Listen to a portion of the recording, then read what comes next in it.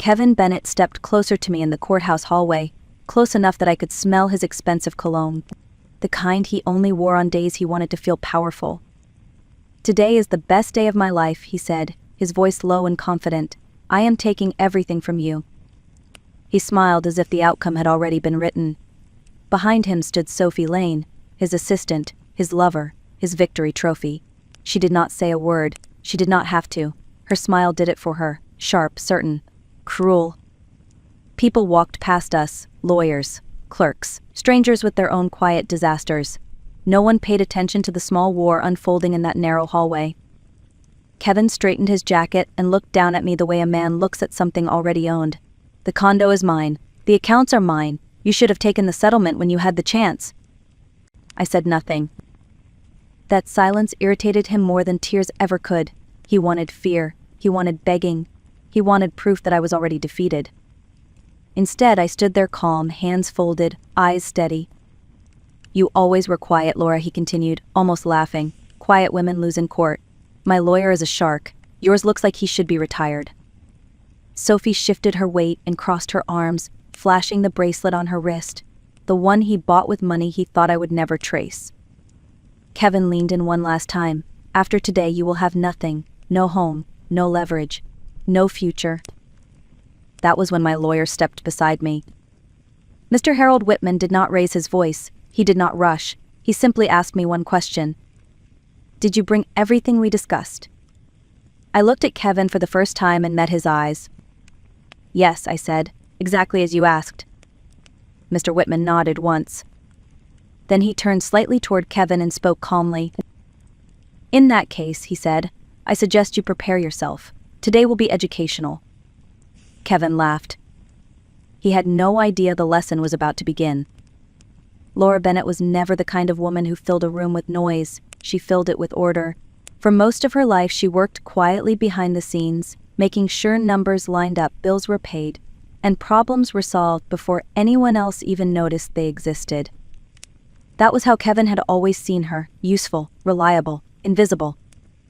When people asked what Laura did, Kevin would usually answer for her. "She works from home.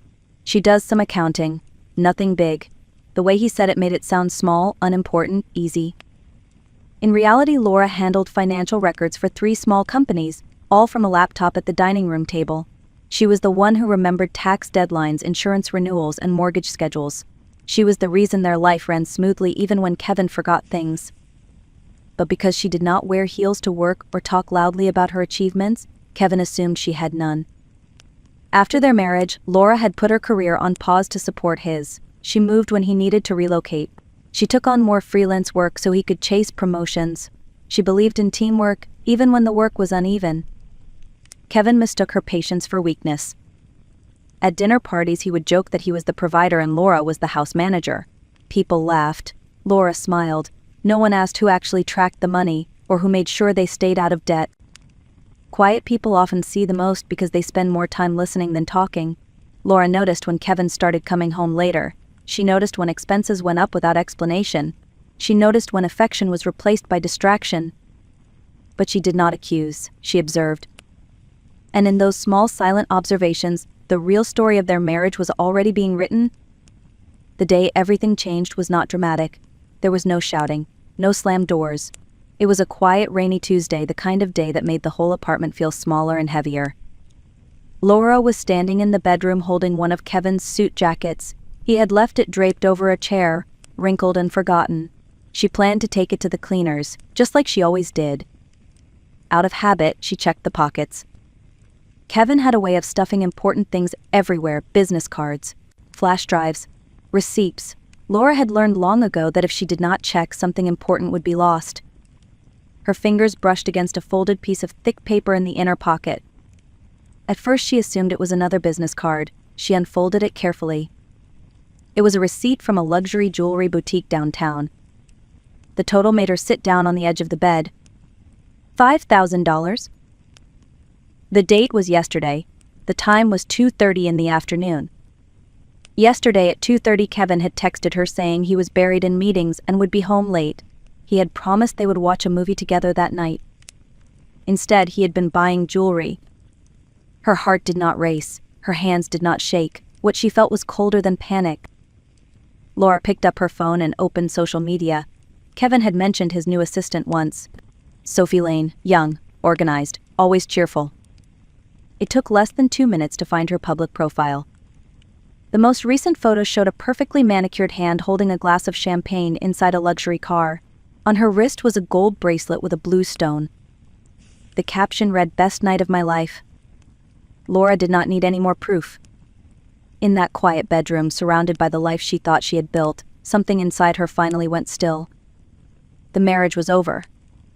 But the accounting had only just begun. Laura did not cry that night. She did not wake Kevin. She did not throw the receipt at his face or demand an explanation. She did what she had always done when something did not make sense. She opened her laptop.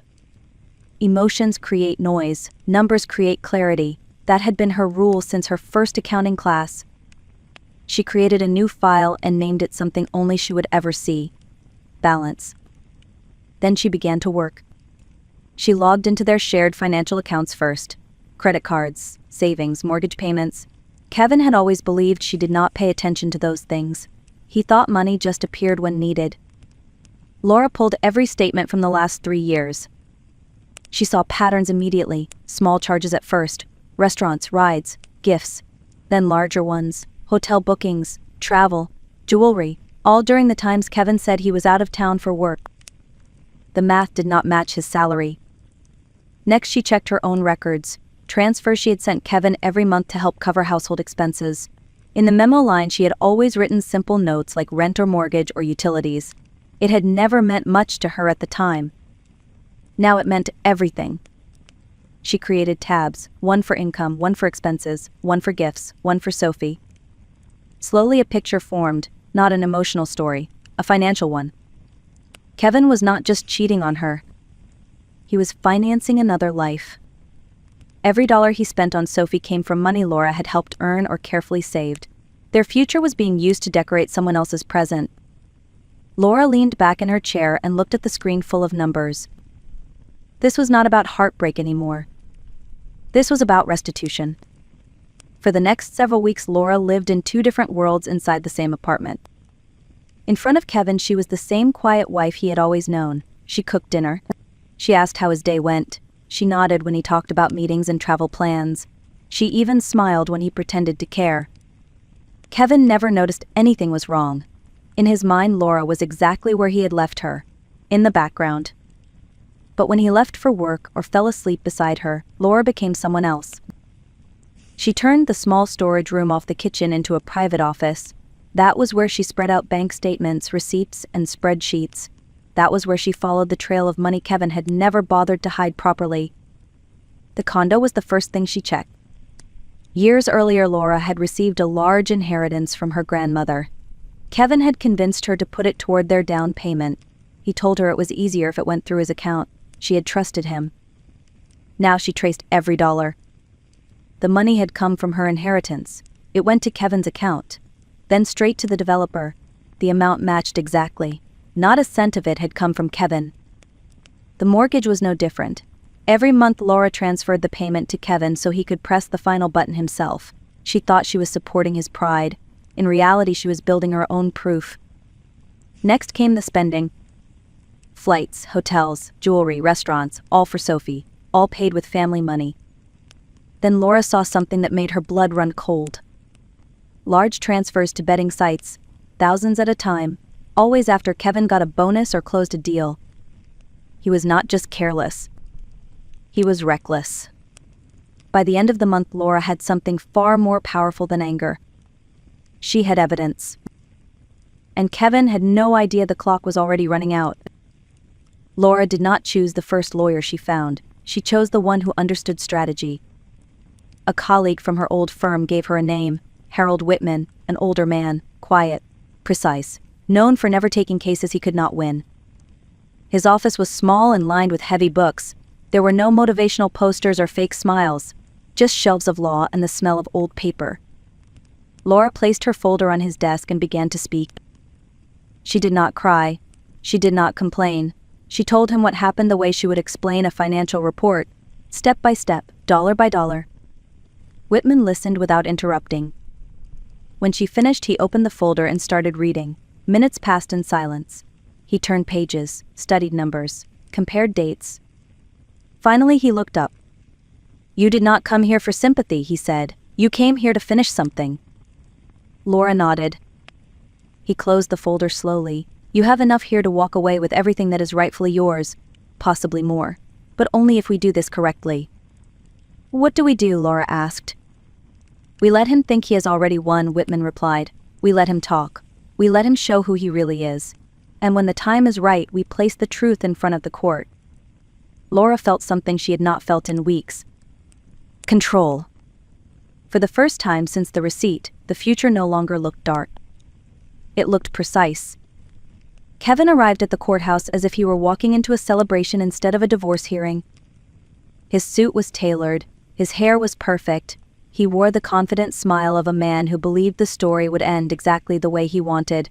At his side was Sophie Lane, dressed too boldly for a courtroom, but just right for someone who wanted to be seen. They looked like a couple stepping into a future they believed was already secured. Laura and Harold Whitman were already seated when Kevin entered. He barely glanced at Laura. In his mind, she was no longer important. Kevin's lawyer spoke first. He was loud, polished, certain. He described Kevin as the provider, the successful one, the man who paid for everything. He painted Laura as a woman who stayed home and benefited from Kevin's work. Laura did not react. Kevin sat back in his chair and nodded along. He believed every word. Sophie sat in the hallway flipping through her phone, already imagining which furniture would go in the condo. The judge listened quietly. Then Harold Whitman stood. He did not rush. He did not raise his voice. He simply opened Laura's folder. "Your Honor," he said, "this case is not about emotion. It is about records." He began with the condo. He showed the inheritance Laura received, the exact amount, the date, the transfer into Kevin's account, the payment to the developer. Kevin shifted in his seat. Whitman then showed the monthly transfers, every mortgage payment coming from Laura's account before Kevin made the official payment. Kevin's lawyer tried to interrupt. Whitman did not stop. Then came the spending. Flights, hotels, jewelry, all for Sophie, all paid with family money. Kevin's face lost its color. Finally, Whitman turned to the gambling. Thousands of dollars at a time, money that should have gone to the household. Gone. The courtroom was silent now. Kevin no longer looked confident. He looked trapped. And for the first time in months, Laura knew he was finally seeing the truth. He was not in control anymore. Harold Whitman let the silence stretch before continuing. "In a courtroom, quiet can be louder than any argument." "Your Honor," he said, "what you are seeing is not just irresponsible spending. It is a pattern of financial abuse and dissipation of marital assets." He handed the judge a thick stack of documents. These records show that Kevin Bennett used joint funds to finance gambling and an extramarital relationship while presenting himself as the sole provider. Kevin's lawyer was now flipping through his papers, his confidence gone. There was nothing there that could compete with bank statements and transaction histories. Whitman moved slowly, carefully, as if placing each piece on a chessboard. "Here are the transfers to offshore betting accounts. Each one lines up with Kevin's bonus payments. This was not entertainment, this was compulsion." Kevin tried to speak, but the judge raised a hand. Then Whitman held up the jewelry receipt. $5,000 for a bracelet. Purchased during a workday. Given not to his wife but to Miss Sophie Lane. He placed a printed photo on the table. "This is that same bracelet on Sophie's wrist posted on social media the very night it was purchased." Kevin's shoulders slumped. And finally Whitman said, "There is the matter of income." Laura Bennett, as an accountant, reviewed Kevin's work-related deposits and compared them to his reported salary. The numbers did not match. Whitman passed more pages to the judge. These show payments routed through third-party accounts that were never reported, funds that were not taxed, funds that went directly into Kevin's personal use. Kevin's lawyer sat down heavily. "We are not here to pursue criminal charges," Whitman said, "but this court must understand that Kevin's claimed income is not only exaggerated but partly illegal." Kevin stared at Laura across the room. He had thought her quiet meant ignorance. He had been wrong. The judge removed her glasses and studied the documents. When she looked back up, her expression had changed. "Mr. Bennett," she said, "you have presented yourself as the victim in this marriage. The records tell a very different story." Kevin swallowed. "The court will take a brief recess," the judge continued. "When we return, I will issue a ruling." As everyone stood, Kevin finally turned to Laura. "What did you do?" he whispered. Laura closed her folder and met his eyes calmly. "I did the accounting," she said. "Nothing more, nothing less." When the judge returned, the room felt smaller. The air was heavy with expectation. She did not speak slowly. She did not soften her tone. "The condo," she said, "is recognized as the separate property of Laura Bennett. It is not subject to division." Kevin's head dropped. The court further finds that Kevin Bennett dissipated marital assets through gambling and gifts to a third party. He is ordered to reimburse Laura Bennett for half of the proven losses. Kevin's lawyer did not look up. The vehicle purchased during the marriage will remain with Kevin, along with the remaining loan obligation. With each sentence, Kevin's future grew narrower. Laura did not smile. She did not celebrate. She simply breathed. Outside the courtroom, Sophie was waiting. Her patience vanished when she saw Kevin's face. "Did we win?" she asked. Kevin shook his head. Sophie stepped back as if he had become someone else. "You said there was money," she snapped. "You said we would live well." Kevin had no answer. Sophie turned and walked away without looking back. Minutes later, Kevin's phone rang. It was his company. The investigation Laura had set in motion had already begun. By the time Kevin left the courthouse, he no longer had a job, a home, or a future he recognized. Laura walked past him without stopping. Some endings do not need words. Laura stepped outside into the cool air and felt something she had not felt in a long time. Lightness. The sky was gray, but for the first time it did not feel heavy. It felt open. Harold Whitman shook her hand at the courthouse steps. "You handled yourself well," he said. "Most people let emotion ruin their case. You let truth do the work." Laura smiled. "Numbers never lie," she replied. She walked to her car alone, not lonely. The condo was hers. The silence waiting inside it was hers. The future was hers. Kevin had wanted freedom without responsibility. He got it. Laura had wanted fairness. She earned it. This is what revenge really looks like. Not shouting, not destruction, but patience, preparation, and the courage to let the truth speak when it matters most. If this story resonated with you, take a moment to like and share it. Someone out there may need to hear that quiet strength still wins. Tell me in the comments where you are watching from. I read every message. And if you want more stories about people who took their power back, subscribe to The Art of Revenge. Because sometimes the strongest move is not fighting louder. It is staying calm until the final balance is settled.